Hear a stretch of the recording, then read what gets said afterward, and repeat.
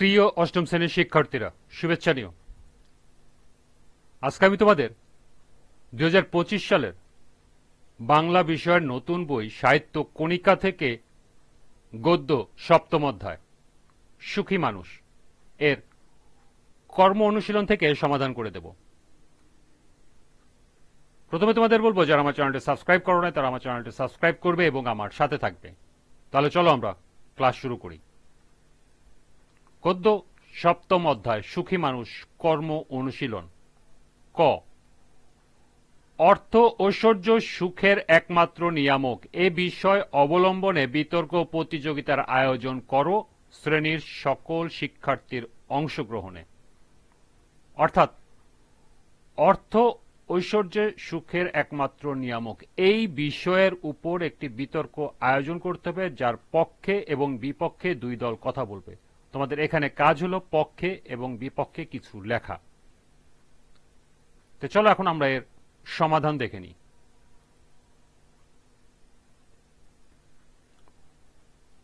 অর্থ ঐশ্বর্য সুখের একমাত্র নিয়ামক এ বিষয়ে পক্ষে বিপক্ষে যুক্তি নিম্নে উপস্থাপন করা হলো। পক্ষে যুক্তি: 1. খাদ্য, বস্ত্র, বাসস্থান, শিক্ষা ও চিকিৎসা এই পাঁচটি মৌলিক চাহিদা পূরণে অর্থ ছাড়া কিছুই কার্যকর নয়। অর্থই এইসব চাহিদা পূরণের প্রধান উপায়, যা সুখের ভিত্তি। 2. অর্থ থাকলে মানুষ নিরাপদে ও আরামদায়কভাবে জীবন যাপন করতে পারে। আর্থিক সচ্ছলতা মানসিক প্রশান্তি এনে দেয়, যা সুখের অন্যতম উপাদান। 3. সমাজে অর্থবানদের প্রতি সম্মান, গুরুত্ব ও প্রভাব স্বাভাবিকভাবে বেশি। অর্থের দ্বারা সামাজিক স্ট্যাটাস বৃদ্ধি পায়, যা অনেকের কাছে সুখের এক রূপ। 4. অর্থ থাকলে পেশা বেছে নেওয়ার স্বাধীনতা থাকে, কেউ ইচ্ছামতো কাজ করতে পারে, কারোর উপর নির্ভরশীল হতে হয় না। এই স্বাধীনতা মানসিক সুখ দেয়। 5. অসুস্থ হলে উন্নত চিকিৎসার জন্য অর্থ অপরিহার্য। অর্থের অভাবে অনেক সময় জীবনের ঝুঁকি বাড়ে, আবার অর্থ থাকলে জীবন রক্ষা সম্ভব, যা নিঃসন্দেহে সুখের সঙ্গে সম্পর্কযুক্ত। 6. অর্থ থাকলে ভবিষ্যৎ নিয়ে উদ্বেগ থাকে না। সন্তানদের পড়াশোনা, ভবিষ্যৎ বিনিয়োগ, অবসর জীবন সবকিছু অর্থের মাধ্যমে নিশ্চিত করা যায়, যা সুখী জীবনের একটি অংশ। 7. ভ্রমণ, শখ পূরণ, অবসর সময় কাটানো এসবের জন্য অর্থের প্রয়োজন। এ ধরনের কার্যকলাপ জীবনে আনন্দ আনে এবং মানসিকভাবে সুখী করে। 8. পর্যাপ্ত অর্থ থাকলে মানুষ সৃজনশীল ও গঠনমূলক কাজে মনোযোগ দিতে পারে, নতুন কিছু আবিষ্কার বা উদ্ভাবনে সহায়তা করতে পারে, যা সমাজের উন্নয়নে অবদান রাখে। 9. ধনী ব্যক্তিরা তাদের অর্থ সমাজের উন্নয়নে বিভিন্ন জনকল্যাণমূলক কাজে ব্যয় করতে পারেন, এতে সমাজের দরিদ্র মানুষের জীবনযাত্রার মান উন্নয়ন করা সম্ভব হয়। এবং 10. অর্থ মানুষকে বিভিন্ন সুযোগের সন্ধান দেয় এবং নিজের পছন্দ অনুযায়ী জীবনযাপন করার স্বাধীনতা দেয়। এবারে বিপক্ষের যুক্তি। 1.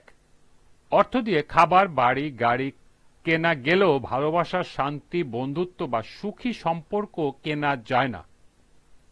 এসব জীবনের গুরুত্বপূর্ণ দিক, যা অর্থ নির্ভর নয়। 2. ধনীদের মধ্যেও বহু মানুষ মানসিক অশান্তি, একাকিত্ব, উদ্বেগ ও হতাশায় ভোগেন। অর্থ থাকা সত্ত্বেও যদি মানসিক প্রশান্তি না থাকে, তবে সুখও থাকে না। 3. অতিরিক্ত অর্থের লোভে মানুষ নৈতিকতা হারায়, সম্পর্ক নষ্ট হয় এবং অপরাধেও জড়িয়ে পড়ে। ফলে অর্থপ্রাপ্তি অনেক সময় সুখের পরিবর্তে বিপদ ডেকে আনে। 4. যে মানুষ যা আছে তাতে সন্তুষ্ট থাকে, সেই প্রকৃত সুখী। আবার অনেকে প্রচুর অর্থ নিয়েও অসন্তুষ্ট বা অশান্ত থাকে। অর্থ নয়, মনোভাবই সুখের মূল চাবিকাঠি। 5. বন্ধু, পরিবার এবং সঙ্গীর সাথে সুসম্পর্ক মানুষের জীবনে গভীরতা এবং অর্থ যোগ করে। শুধুমাত্র অর্থ দিয়ে এসব সম্পর্ক কেনা বা তৈরি করা যায় না। 6.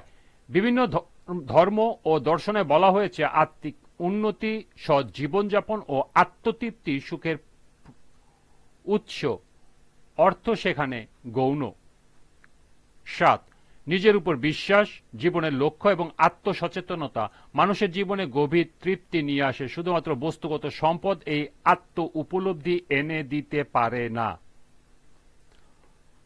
৮, অনেক সময় অর্থ থাকলেও মানুষ অন্যদের সাথে নিজেদের তুলনা করে এবং আরো বেশি পাওয়ার আকাঙ্ক্ষা থাকে। এই আকাঙ্ক্ষা বর্তমান সম্পদ থেকে তৃপ্তি পেতে বাধা দেয় এবং মানসিক অশান্তি তৈরি করে।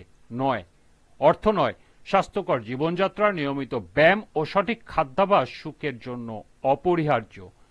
এবং সর্বশেষ ১০, যদিও অর্থ কিছু পরিমাণে স্বাচ্ছন্দ্য ও নিরাপত্তা দিতে পারে, তবে এটি সুখের একমাত্র উৎস নয়। এই ছিল এই কাজের সমাধান।